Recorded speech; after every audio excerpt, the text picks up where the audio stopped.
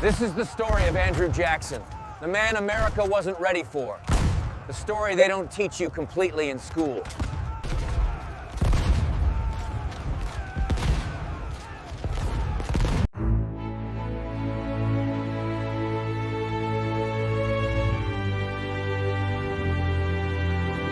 It's 1767. The American colonies are preparing for revolution, but nobody knows Andrew Jackson yet.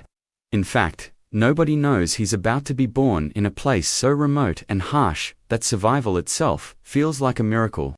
The frontier of South Carolina in the 1700s wasn't a place for the faint of heart. It was a violent, untamed landscape where desperate people tried to build desperate lives. Andrew's father, Andrew Jackson Sr., was one of those desperate men. He emigrated from Ireland with nothing but his work ethic and his pain. He died just days before his son was born. We'll never know if it was the grueling work, disease, or pure exhaustion from the harshness of frontier life. Andrew's mother, Elizabeth Hutchinson Jackson, was now a widow carrying a child she would raise completely alone. She had no money, no safety net, no promise of a better tomorrow. What she had was survival instinct and an iron will that her son would inherit completely. When Andrew was born in March 1767, America was still a British colony. No one could have predicted that this sickly, premature child of Irish immigrants would one day change the entire trajectory of American government and democracy itself. The Revolutionary War wasn't an abstract concept to young Andrew Jackson. It wasn't something he read about in books. It was happening right outside his door. British soldiers were recruiting, American colonists were rising up, and families were being torn apart by the conflict. Andrew was 13 years old when he joined the Continental Army. But this wasn't some grand adventure. This was a desperate attempt to survive. It was his way of contributing to his family's survival in a world turned upside down by war. Young Andrew saw things that would traumatize most people. He witnessed men dying in agony from infected wounds. He saw brothers turn against brothers. He experienced the hunger, the cold, the constant fear that the next moment might be his last. But here's where the story takes a darker turn that most history books gloss over. During one of the battles, Andrew was captured by British soldiers. They threw him into a prison camp where disease was rampant, food was scarce, and death was a constant visitor. He was a child, just a teenager, being held as a prisoner of war. In that prison, Andrew caught smallpox. He would carry the scars, both physical and emotional, for the rest of his life. The experience hardened something in him. It created a toughness, a determination, and a ruthlessness that would define his entire career. When the war ended and Andrew was released, he had lost something precious. His mother had died during his imprisonment, contracted cholera while nursing other sick soldiers. He had no family left. He had no home. He had nothing but his own will to survive. After the war, Andrew Jackson did what many orphaned, traumatized young men did in 1780s America. He tried to start over. He tried different jobs. He worked as a saddler, a printer, a teacher, but nothing stuck. Nothing felt right. The violence in him was looking for an outlet, and the frontier was the perfect place for that violence to flourish. By his early 20s, Andrew had moved to Tennessee, the frontier territory that was barely even part of America yet. Tennessee in the 1780s was a wild, lawless place where actual laws meant nothing and might made right. Somehow, Andrew Jackson decided to become a lawyer. This is absolutely crucial to understanding him. He had no formal education. He couldn't afford formal training. But he had an overwhelming desire to rise above his poverty and trauma. So he taught himself. He studied law books obsessively. He worked as a paralegal. He pushed himself relentlessly until he finally passed the bar exam and became an officially licensed attorney. This is someone who went from being a traumatized war orphan to a respectable member of society through sheer force of will. But being a lawyer in frontier Tennessee meant something very different than being a lawyer in Philadelphia or New York. On the frontier, the law was whatever the strongest man said it was. Andrew Jackson thrived in this environment because his years of violence and trauma had prepared him perfectly for it. By the 1790s, Andrew Jackson had become a successful lawyer and land speculator in Nashville, Tennessee. He was making money, he was gaining respect. He was becoming someone. But in 1796, something happened that would define how America would remember Andrew Jackson for generations to come. A man named Charles Dickinson challenged Andrew Jackson to a duel. Dickinson was considered the best marksman in Tennessee. He was a successful man. He was, in many ways, Jackson's rival. The conflict between them was about honor, about who had the right to certain pieces of land, about respect, about pride. On a cold morning in May 1806, the two men met. Dickinson fired first. His bullet struck Jackson directly in the chest, so close to his heart that doctors said it was a miracle he survived. But Jackson didn't fall. He stood there, bleeding, and aimed carefully. Then he fired. Charles Dickinson fell dead. Andrew Jackson walked away from that duel with a bullet lodged in his body, a bullet he would carry until his dying day. The wound never fully healed. The scar was constant, and psychologically, something had shifted in him. The duel made Andrew Jackson a legend. It proved that he was willing to risk everything for honor, for respect, for his name. It showed that he couldn't be intimidated or backed down. To his supporters, he became a hero. To his enemies, he became a terrifying figure. The duel also made him famous beyond Tennessee. National newspapers reported on it. Americans debated it.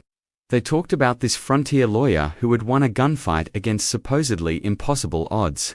His legend began to spread across the nation. In 1791, Andrew Jackson met Rachel Donaldson Roberts. She was the daughter of a prominent Nashville family. She was intelligent, strong-willed, and absolutely beautiful in the way that frontier women were beautiful, strong, capable, not fragile. Rachel was married to another man at the time, a man named Lewis Roberts, but the marriage was failing. Lewis was abusive. Their relationship was toxic. And Andrew Jackson, with his intense personality and his desperate need to dominate and protect, became increasingly close with Rachel. Eventually, Lewis left Rachel. Eventually, Andrew and Rachel became romantically involved. In 1791, believing that Rachel was divorced, Andrew married her. But here's where the story becomes complicated and where it reveals something crucial. About 2 years after marrying Rachel, Andrew Jackson discovered something shocking. Rachel wasn't actually divorced from Lewis Roberts. The divorce had never been finalized, which meant that Andrew Jackson had inadvertently married a woman who was still legally married to another man in 1793, which meant that for 2 years Andrew Jackson and Rachel had been living in sin, an absolutely devastating scandal in that era. Andrew remarried Rachel legally in 1794 to protect her reputation and his own political future. But the scandal never went away. For the rest of his life, his enemies would bring it up. They would whisper about it. They would use it as evidence that Andrew Jackson didn't respect law and order. That he was a man who took what he wanted regardless of the legal consequences. This scandal would haunt both Andrew and Rachel for the rest of their lives. Rachel felt the sting of judgment from Nashville society. She felt the weight of being thought of as a woman of loose morals. And Andrew felt the injustice of being punished for an innocent mistake, combined with the rage that came from his wife being judged so harshly. But despite the scandal, or perhaps because of it, Andrew and Rachel developed one of the most powerful partnerships in American history. They loved each other intensely. They supported each other through every crisis. And Rachel became his anchor in a world that was about to spin completely out of control. In 1812, the United States declared war on Britain. It was a controversial war. Many Americans opposed it. But Andrew Jackson saw it as an opportunity to prove himself on a national stage, to be recognized not just as a local hero or a frontier lawyer, but as a genuine military commander. Jackson raised a militia of Tennessee volunteers and led them toward Mobile, Alabama, ready to fight. But the conflict he faced wasn't just with British soldiers. It was also with Native American tribes, specifically the Creek Nation, who had allied with the British against American expansion. The Creek War, within the larger War of 1812, became Andrew Jackson's proving ground. And he was absolutely ruthless in his prosecution of this war. At the Battle of Horseshoe Bend in 1814, Jackson's forces faced off against Creek warriors. Jackson commanded approximately 3,300 soldiers, both militiamen and Cherokee warriors who were allied with him. The Creek forces numbered around 1,000. The battle was brutal. It was one-sided when it ended. Approximately 800 Creek warriors were dead. American casualties were minimal. Andrew Jackson became a national hero overnight. Newspapers across the country celebrated him. He was written about in glowing terms. He had proven that America could produce military leaders who were not only brave, but strategically brilliant and absolutely ruthless.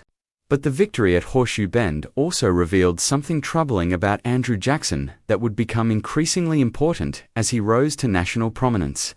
His willingness to target not just enemy combatants, but entire populations. He pursued a strategy of total war against the Creeks, pushing them off their lands, taking their resources, and effectively devastating an entire civilization. After his victory at Horseshoe Bend, Andrew Jackson was made a Major General in the United States Army. He was officially part of the American military hierarchy now. He had to answer to the President, to the Secretary of War, to the commanding generals above him. But Andrew Jackson had never been good at following orders. The Seminole Wars were ongoing in Florida. The Seminoles were harboring escaped slaves, and they were occasionally raiding into American territory. President James Monroe asked Andrew Jackson to lead a military campaign to contain the Seminole threat. Jackson was given explicit orders: protect American territory and contain the Seminoles. He was absolutely not authorized to invade Spanish Florida. Spain was technically neutral. Invading Spanish territory would be an act of war against a foreign nation.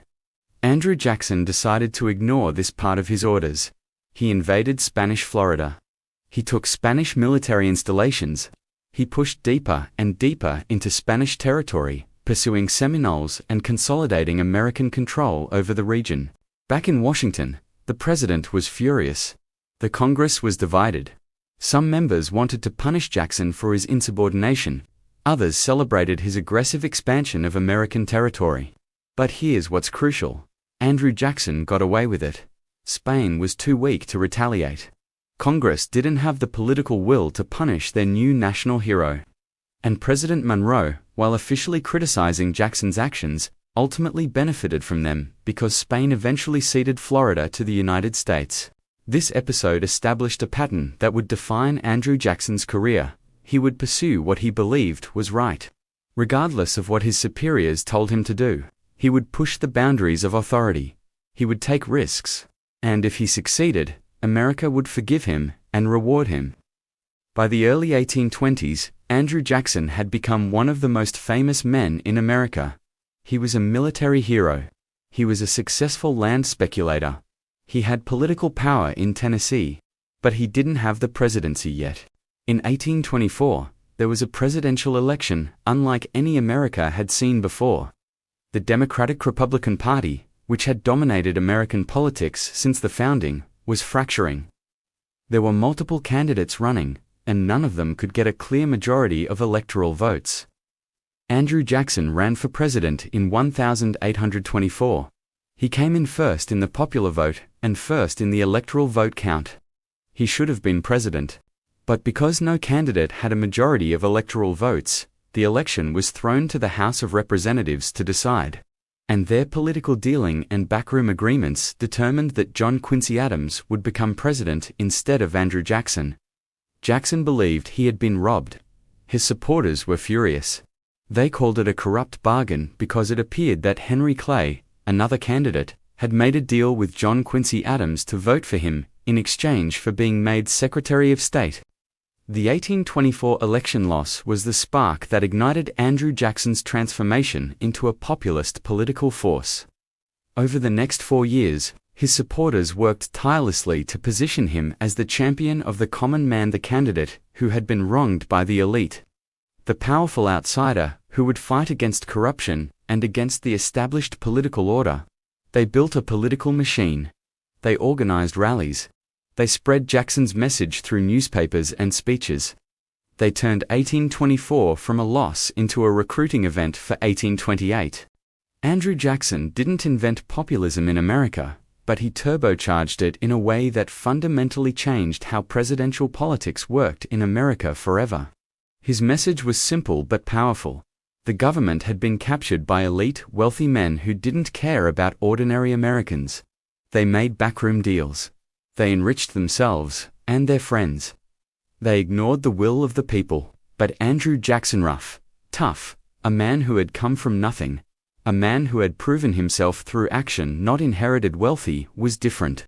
He would be the president of the people. His political opponents called him crude. They said he lacked the education and refinement necessary to be president. They mocked his frontier manners. They mocked his battles. They mocked his accent.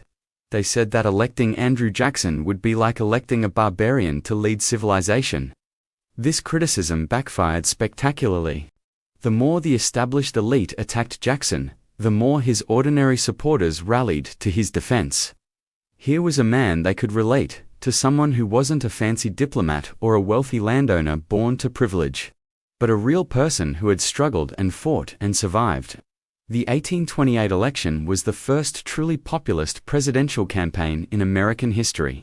Jackson's supporters organized massive rallies. They wore buttons. They carried torches in nighttime parades. They sang songs about Andrew Jackson. They created a movement that went far beyond traditional politics. And it worked. Andrew Jackson won the 1828 presidential election decisively. He won the popular vote by an enormous margin. He won the Electoral College. He was going to Washington as the President of the United States. But his journey to the White House had come at a terrible cost. During the 1828 campaign, Andrew Jackson's political opponents had resurrected the old scandal about his marriage to Rachel. They attacked her reputation viciously. They called her a woman of loose morals. They attacked her character. They spread rumors. They weaponized her gender and her past against her. Rachel Jackson was devastated. The woman who had stood by Andrew through all his trials, who had been his partner, his anchor, his source of strength, she was being dragged through mud by political enemies. Andrew Jackson was furious, but there was nothing he could do about it. The damage was done. The viciousness had taken its toll. On December 22, 1828, just weeks after Andrew Jackson won the presidency, but before he could even be inaugurated, Rachel Jackson died. The official cause was a heart attack. But everyone knew the truth. The political attacks had broken her heart. The strain of being attacked so viciously, of having her character assassinated so publicly, had literally killed her. Andrew Jackson arrived in Washington for his inauguration as a grieving man. He was president now, but he had lost Rachel to get here.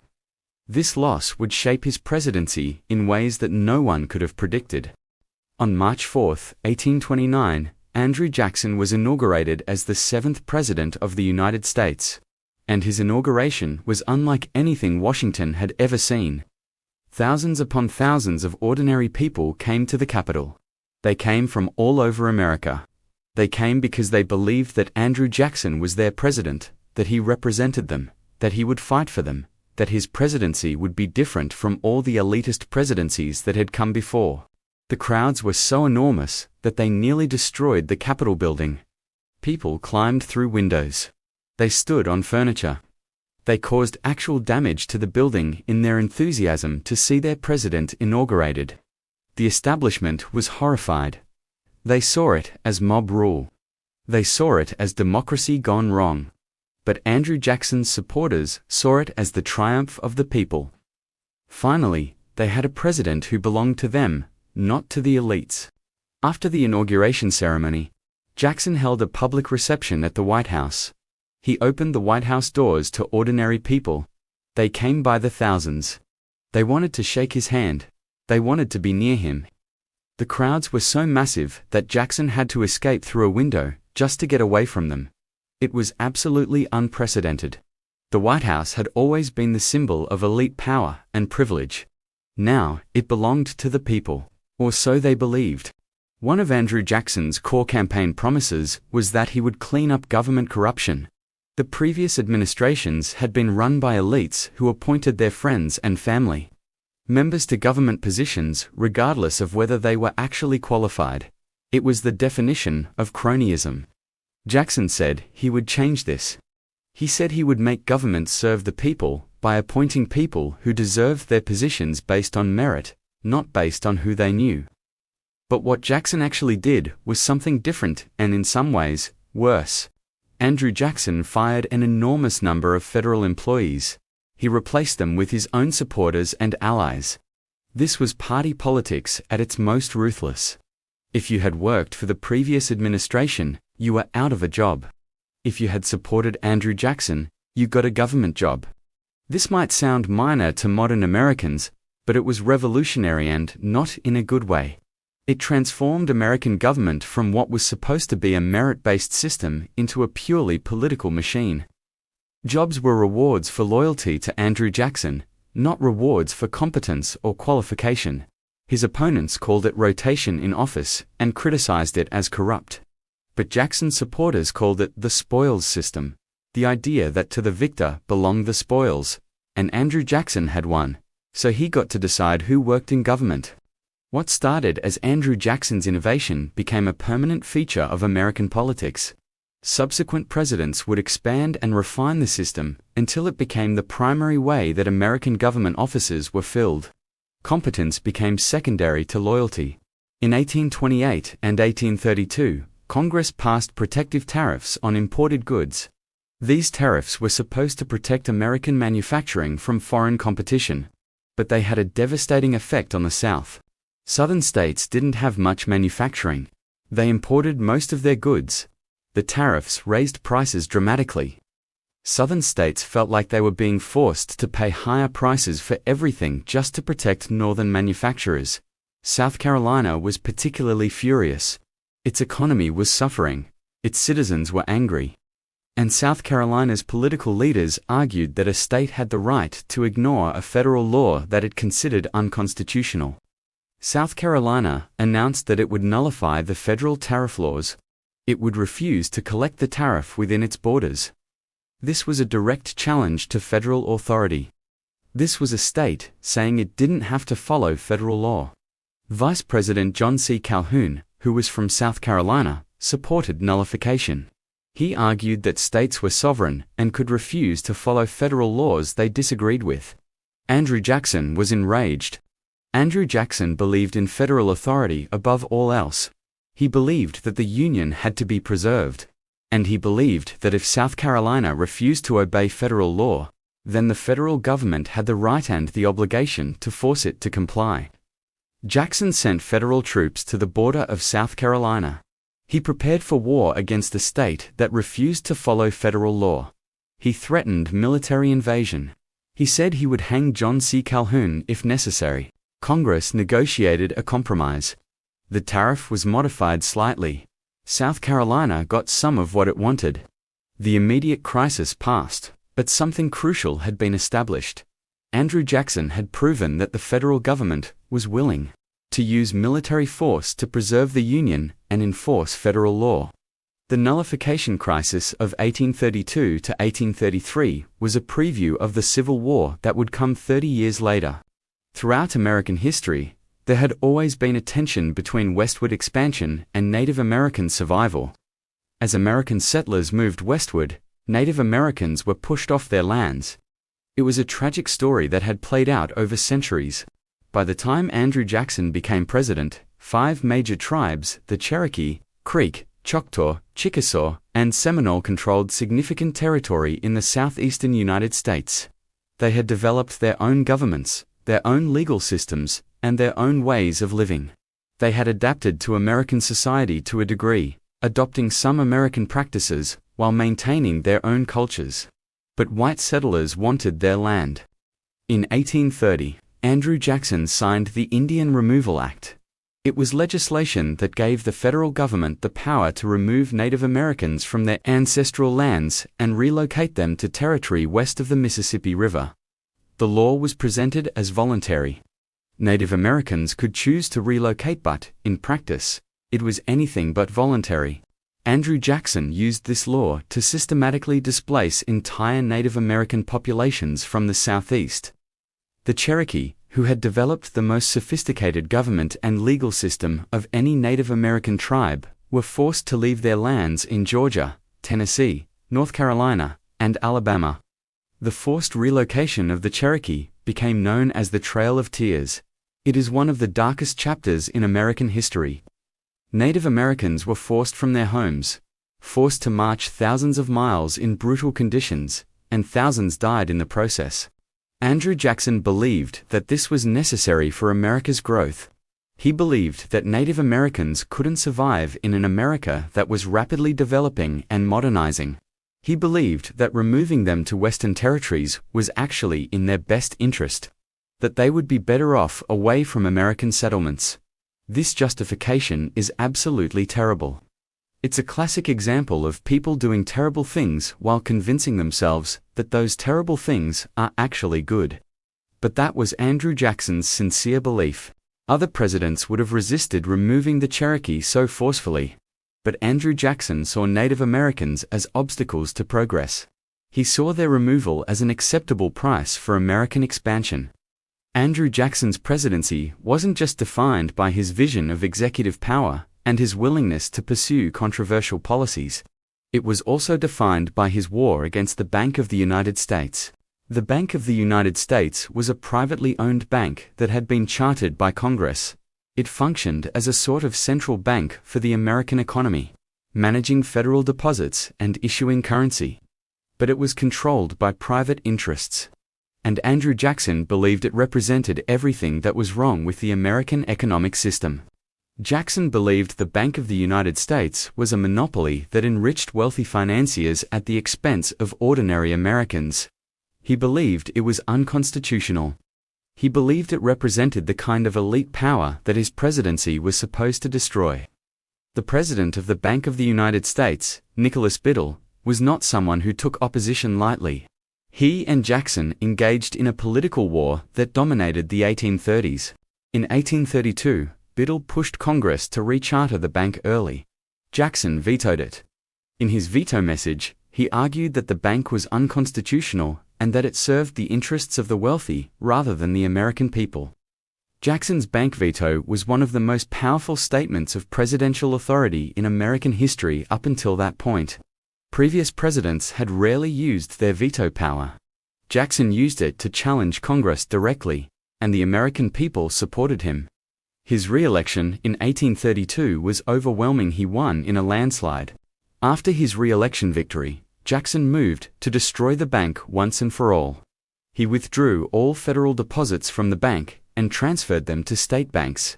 Without federal deposits, the Bank of the United States withered and eventually ceased to exist. Jackson had won his war against the bank, but the economic consequences would be severe.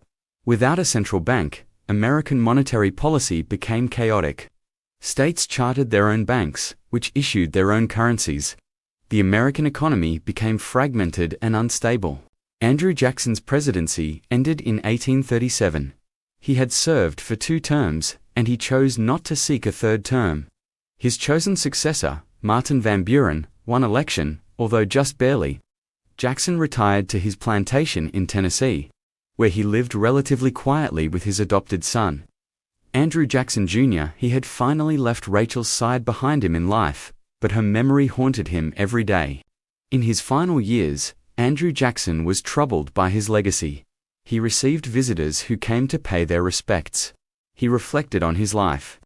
And he worried about what would happen to the nation he had worked so hard to preserve.